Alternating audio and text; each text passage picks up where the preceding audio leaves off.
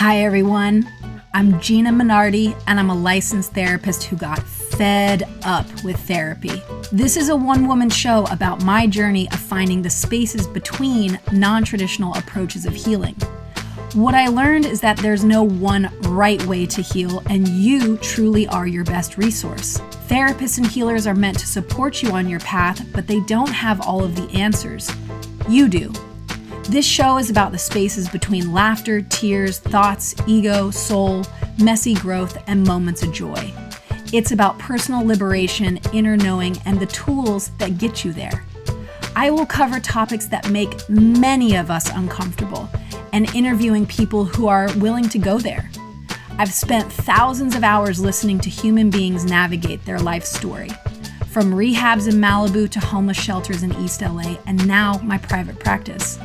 It has been some of the most profound, painful, and beautiful moments in my life. Thank you so much for joining me.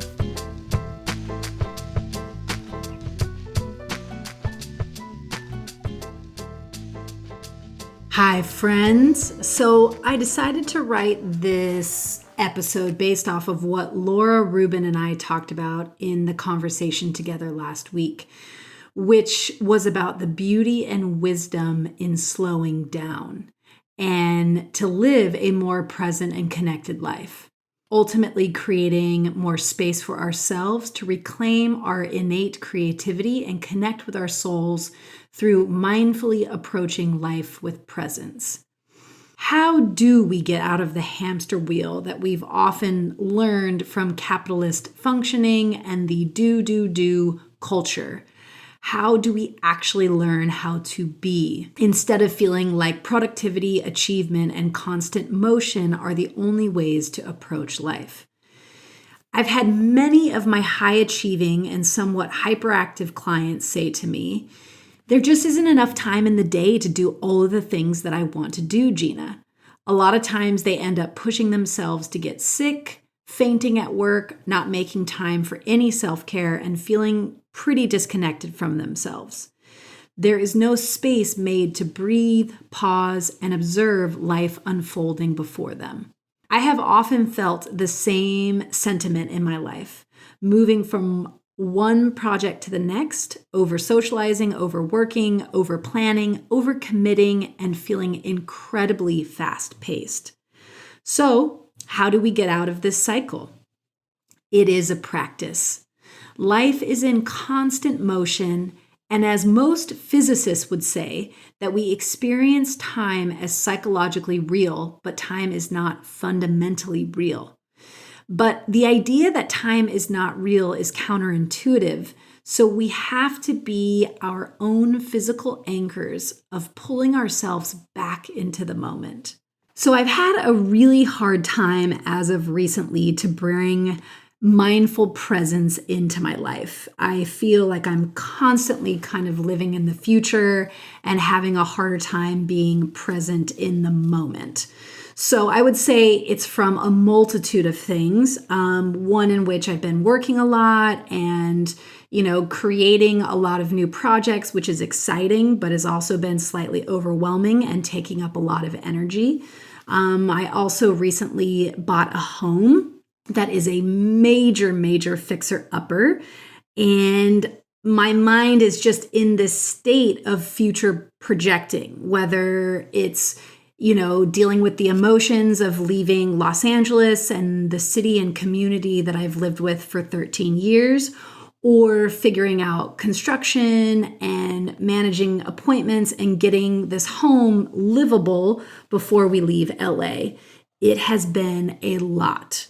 So recently during dinner one night, I was going on and on to my boyfriend about how are we going to pay for this fence that's collapsing around the house, or the, huge amount of landscaping, ripping out old stinky carpets, putting in new floors, and just generally being overwhelmed. And he looks at me and he says, Gina, let's just be present with dinner and with each other in this moment.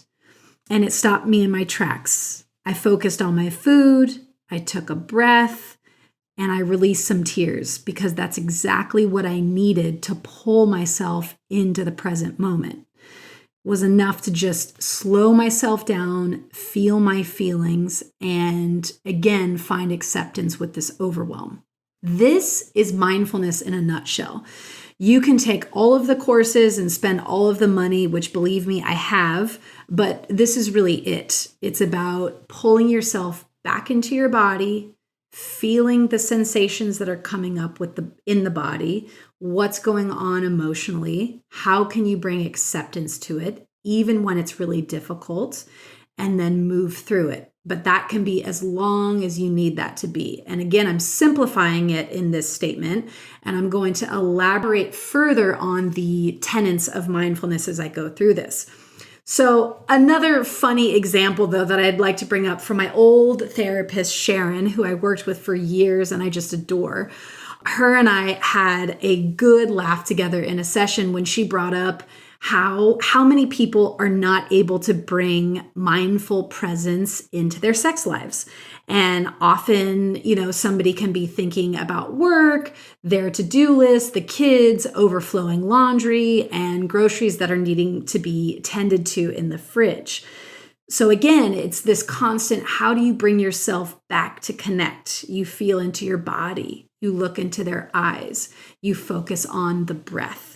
So now I'm going to move through and talk about the approach of mindfulness from the lens of different teachers that I love, such as Susan Smalley, Diana Winston, and Ram Dass, who wrote the book, Be Here Now.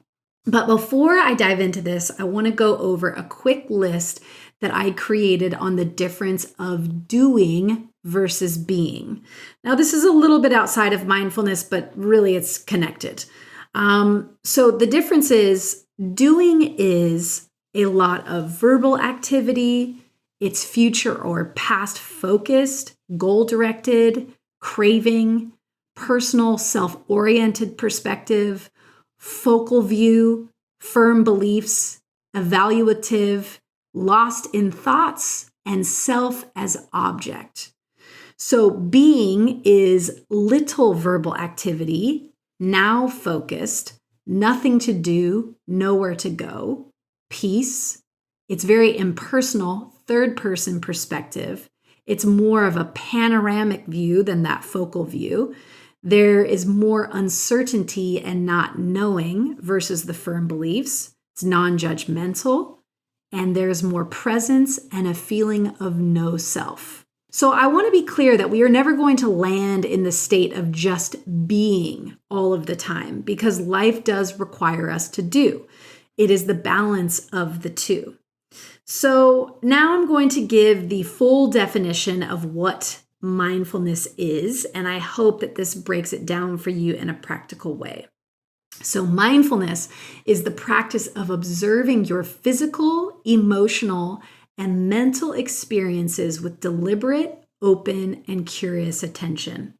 It's not about stopping your work, family, social, and leisurely activities, but you can learn to do these activities with a different state of awareness, one that is curious and non-reactive.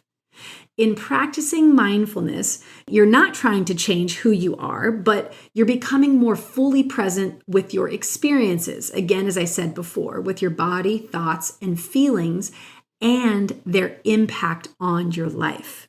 So you will get off automatic pilot. So we tend to remember crises or special moments in our life, but much of our ordinary life, the activities of showering, grocery shopping, getting dressed, seem to slip us by.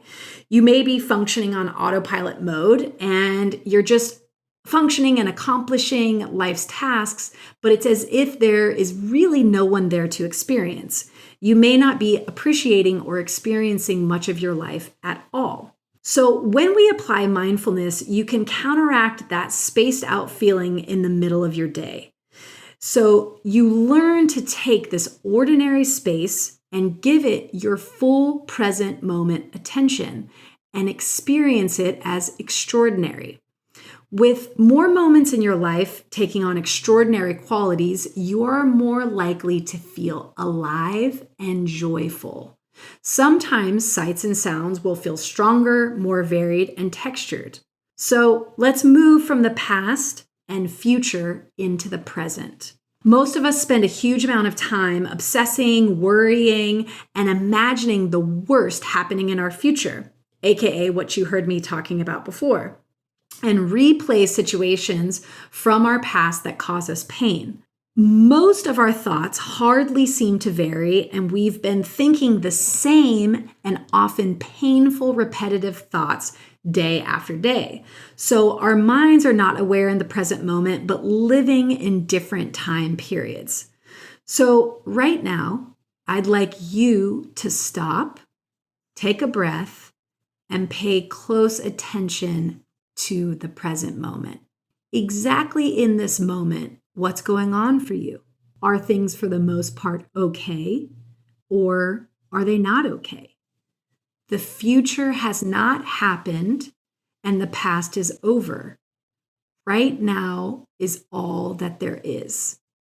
If you don't feel okay, can you bring breath to whatever is arising? Can you compassionately observe and say to yourself, I can be with this pain in the moment.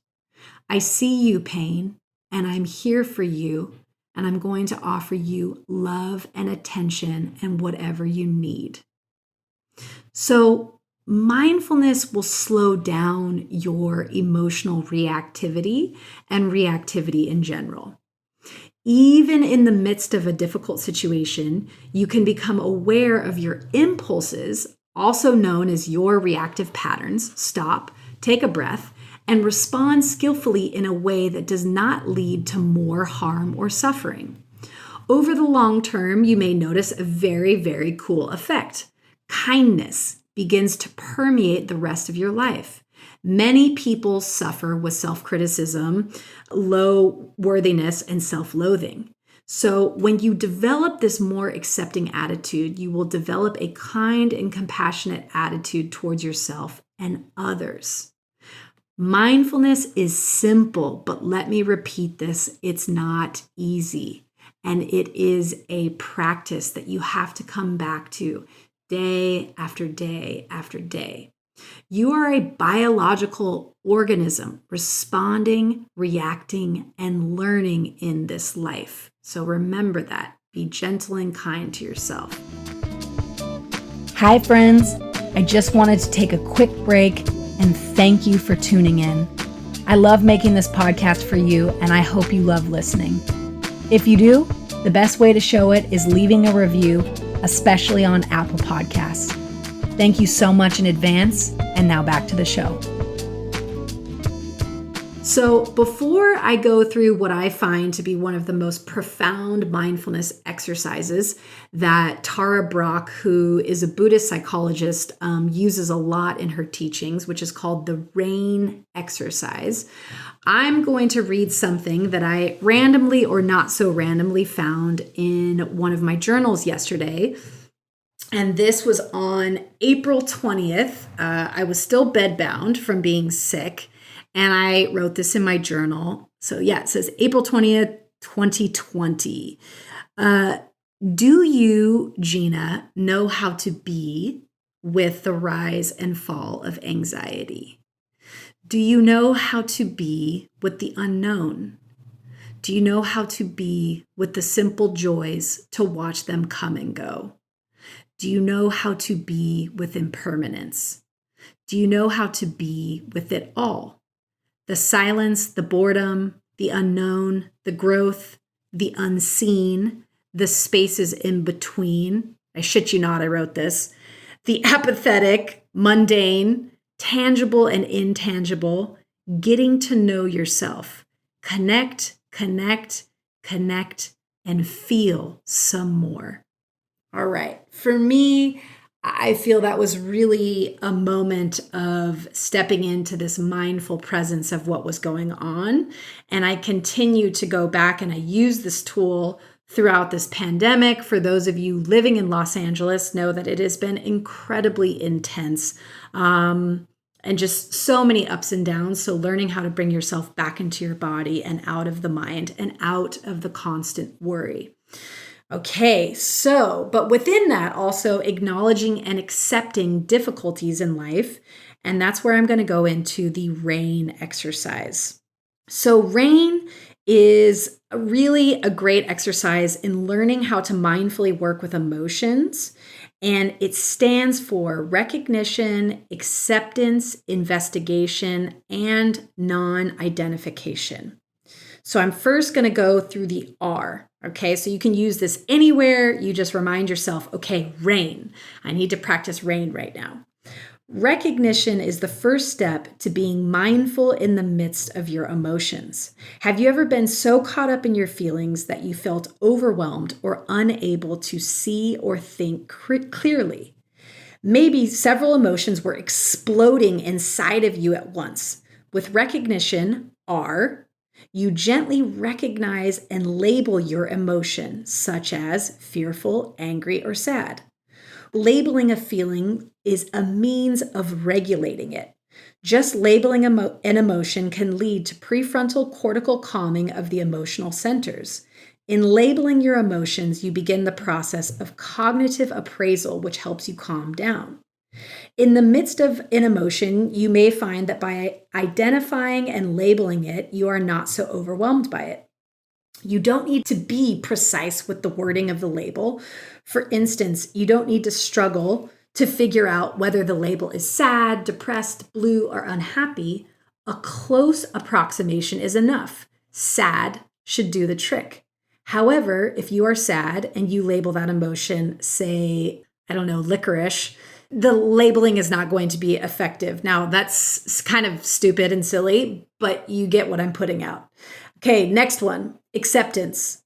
Acceptance is an interesting aspect within this process because acceptance of difficult emotions is very, very hard for most of us. And again, I also want to be really mindful, if you experience major trauma or flashbacks, RAIN isn't maybe the tool that's going to really work for you. So I want to be clear about that. Because sometimes being with those flashbacks and living in that trauma, again, is not the safe space to be in. So let's go back to this acceptance if it is not in that realm. So from this perspective of mindfulness, whatever you are experiencing is okay. Okay. And again, let me be clear with what you can tolerate. That is not going to be too flooding to your nervous system. So as a human being, you have had every possible emotion run through you: fear, terror, joy, grief, envy, shame. The list is endless. So everybody has also experienced a rage inside of them at some point. From the perspective of mindfulness, however, all emotions are okay because they are true, real, and what's happening in the moment and part of the human experience. So within this acceptance, it just encourages you to be present with the emotion without shame or blame or fear to what is happening. All right. Moving through to investigation, which is the I in RAIN. So this is where I really want you to tap into your body and I want you to feel sensation-wise what is coming up in the body emotionally. How does it manifest sensation-wise? So for some of my clients, I will repetitively hear people talk about tightness in the stomach or heart palpitations or sweaty hands, or they feel tension in their head. So the key is not dwelling on the story behind the emotion, but to feel the corresponding sensation of the emotion in your body. Okay, so just noticing. Do you notice a vibration, movement, heaviness, burning, tightness? Is your throat clenched up? And what I just want you to do is just bring mindful attention and observation to this. Pull out of the story. All right, so next we're moving from investigation to non-identification. So non-identification is also known as decentering and de-linking. So non-identification also means not taking your emotions so personally and giving some space to them. So noticing the truth of emotions, that they come and they go, and this too shall pass. It is a way of disidentifying from them or developing what was discussed from a lot of scientific journals. This is a metacognitive awareness. So with non-identification, you have come to the point with your emotions where they have stopped being the key word is your emotions that are causing you so much suffering, and instead they become the emotions. That is the difference. Your personal, the impersonal, non-identification. That is that the emotions are just passing through you. It is energy in motion. Okay, so non-identification does not turn you into a zombie without emotions, and it does not divorce you from negative emotions so that you are just happy all of the time. That's just not real life. It just gives you a little bit of space and some wisdom around your emotions to not take them so personally and to notice their ever-changing nature. Okay, so as I wrap this up, I would like all of you, if you're standing or sitting, again, for us to close this up. And you can do this throughout the day. I do this a couple times a day where I will just stop myself if I remember. Again, as I talked about before, I haven't been so good about it recently, where I just stop what I'm doing. I take a breath. I label, what am I experiencing? And I might say something like frenetic. Okay, so that is the R. Recognizing and labeling this frenetic energy or emotion. Next, okay, I accept you, frenetic energy. The next one, moving through, where do I feel it in my body? I feel myself, my hands might be a little bit sweaty. I just feel this kind of pulse and this vibration of doing one thing after another and da, da, da, da, da. All right. So then I practice the non-identification, which is, all right, frenetic energy and frenetic type emotions, anxiety, whatever, they come and they go and they pass through me. This is not for forever.